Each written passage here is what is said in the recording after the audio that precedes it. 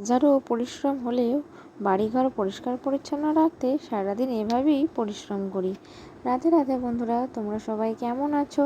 আশা করছি তোমরা সবাই ভীষণ ভালো আছো। আমরাও কিন্তু বেশ ভালো আছি। আজ হলো বুধবার, তোমাদের সবাইকে সাথে নিয়ে আজকের ব্লগটা শুরু করলাম। সাথে থেকো, আশা করছি আজকের ব্লগটাও তোমাদের বেশ ভালো লাগবে। তো খুব ভোর ভোর উঠে পড়েছি, কিন্তু উঠে পড়েও কোনো লাভ হলো না। তার কারণ হচ্ছে ছেলে না, আমি ওঠার যখন উঠলাম তখন আবার ছেলেও উঠে পড়েছিল। তো সেই জন্য ছেলেকে আবার ঘুম পাড়িয়ে দিয়ে তারপর দেখো প্রথমেই ঝাঁটপাট দিতে আরম্ভ করে দিয়েছি। তো এখনও পর্যন্ত আমি ফ্রেশও হইনি। তার কারণ হচ্ছে ছেলে উঠে পড়ার আগে বাড়িঘরগুলো কিছুটা হলেও পরিষ্কার পরিচ্ছন্ন করতে পারি যাতে। আর আমার মনে হয় বাড়িঘর পরিষ্কার পরিচ্ছন্ন করে ঝাঁটপাট দিলেই অনেকটাও তকতকে পরিষ্কার লাগে। তো সেই জন্যই আগে নিজে না ফ্রেশ হয়ে বাড়িঘরগুলোকে ফ্রেশ করছি। তো প্রথমেই সিঁড়ি থেকে ঝাঁট দেওয়াটা আরম্ভ করলাম। তারপর আমাদের রুমটাও ঝাঁট দিয়ে দিয়েছি। আর ছেলে যেহেতু ঘুমোচ্ছিল সেই জন্য রুমের লাইটটা অফ ছিল। তো একে তো ছেলে উঠে পড়ার ভয়, সেই জন্য আর লাইট অন করে কোনো ভিডিও করিনি। তো এদিকে দেখো এখন তো আজ থেকে মেয়ের ডে স্কুল শুরু। তো সেই জন্য সকালেই টিউশনের স্যার সকালেই পড়াতে আসবে। তো রুমটা ঝাঁট দিয়ে পরিষ্কার করে দিলাম। তারপরে যে দেখো ফ্রেশ হয়ে নিয়ে একদম এক বালতি পুরো কাছাকাছি সেরে নিয়েছি। তারপর চলে এসেছি ছাদে। তো কী বলো তো, সকালবেলা কাচাকুচিটা করে মেলে দিলে না সারাদিন আর চিন্তা থাকে না। আর ছেলে যদি উঠে পড়ে আর আমাকে কাচতে দেয় না। তো সেই জন্য আজ কী করেছি, আজকে ফ্রেশ হয়ে নিয়ে একদম পুরো কাচাকুচি করে নিয়েছি। তো কালকে তোমাদের দাদাভাই বাজার গিয়েছিল। তো তোমাদের দাদাভাই বাজার গেলে জামা প্যান্ট রুমাল আর আরও একটা কী বলো তো মাস্ক থাকে, তারপর একটা সাদা মতো ওড়না ওই গরমে রোদের জন্য আর কি ব্যবহার করে। তো সব কিছুই কেচে নিয়েছি। কেচে নিয়ে দেখো ছাদে মেলে দিচ্ছি। আর তোমরা নিশ্চয়ই আমাদের ছাদটা দেখে বুঝতেই পারছো যে আমাদের ছাদে এখন রং করা হচ্ছে। তো এখনও পুরো কমপ্লিট হয়নি, এখনও বাকি আছে অনেকটাই। তো কিছুটা হয়েছে আর এদিকে কিছুটা বাকি আছে। তো সেটা কালকে হলেই হয়তো মনে হয় হয়ে যাবে। তো যাই হোক দেখো সব কটা সব কিছুই আর কি মিলে দিচ্ছি। আর কি বলো তো বন্ধুরা, সকালের দিকে এখন বেশ ঠান্ডা ঠান্ডাই ওয়েদার। তো এখনও খুব ভালো মতো রোদ ওঠেনি। তো কালকেও প্রচণ্ড বৃষ্টি হয়েছে। তো কদিন তো একভাবে বৃষ্টি হচ্ছে। তো দেখো সেই জন্য ছাদটা ভিজে ভিজে মতো আছে। তো কি বলো তো, ছেলে কালকে রাতে এই মোটটা কাঁথাটার মধ্যে হিসু করে দিয়েছিল।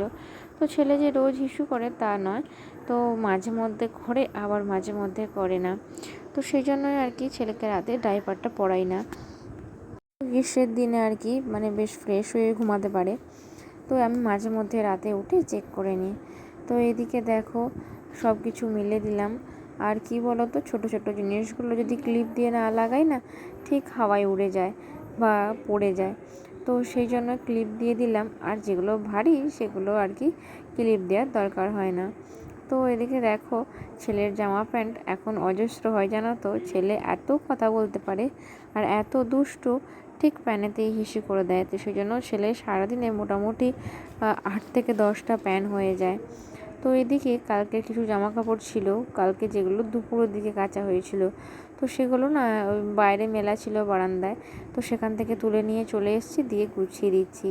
বিশেষ করে মেয়ের জামা প্যান্টগুলো যেগুলো এখানটায় রাখি। আর ছেলের জামা কাপড় তো ওই বাস্কেটটার মধ্যে রেখে দিই। আর যেগুলো কোথাও গেলে এলে বাইরে পরার জন্য সেগুলো আলমারিতে পরে রাখি।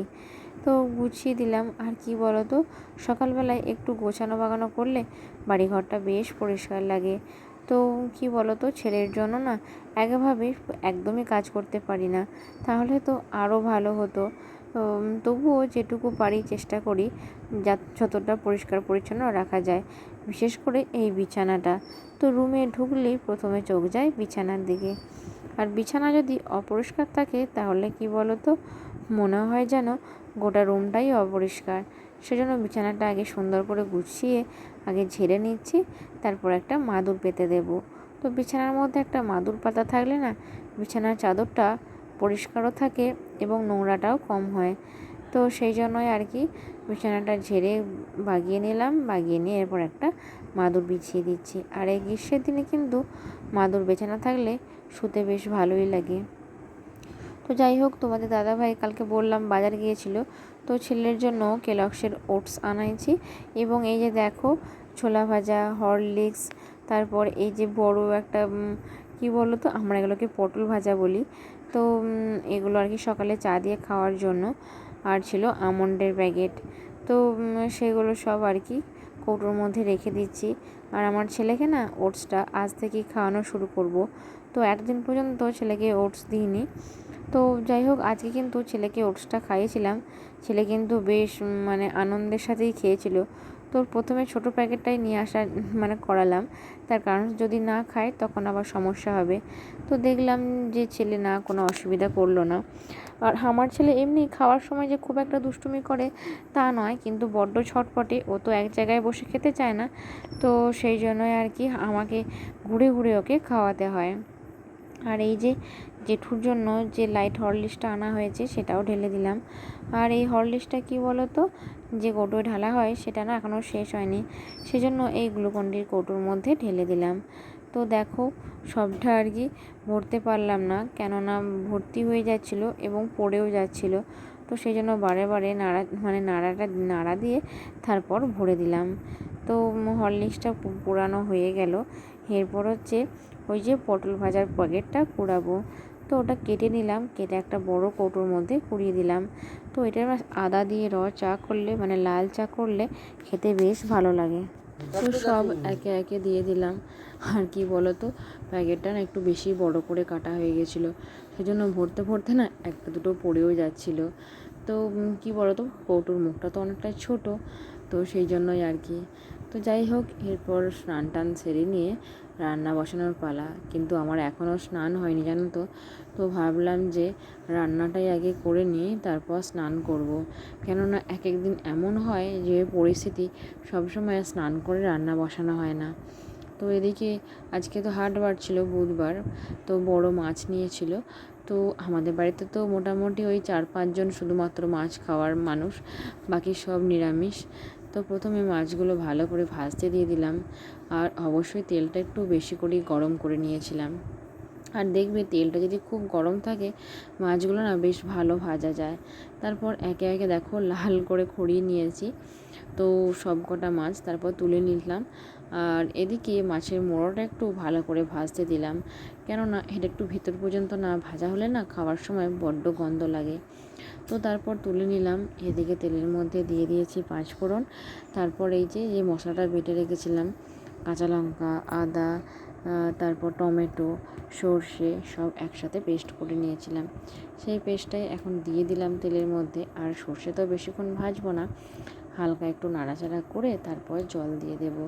তো দেখো, এর মধ্যে একদম আমি হলুদ, নুন সব দিয়ে দিয়েছিলাম, সেজন্য আর আলাদা করে আমাকে হাত ধুয়ে দিতে হয়নি। তো ওরকম মশলা যখন রেডি করি তখন একবারে ওর মধ্যেই নুন হলুদটা দিয়ে দিই, তাহলে আর বারে বারে হাত ধুতে হয় না, তো অনেকটা সুবিধাও হয়।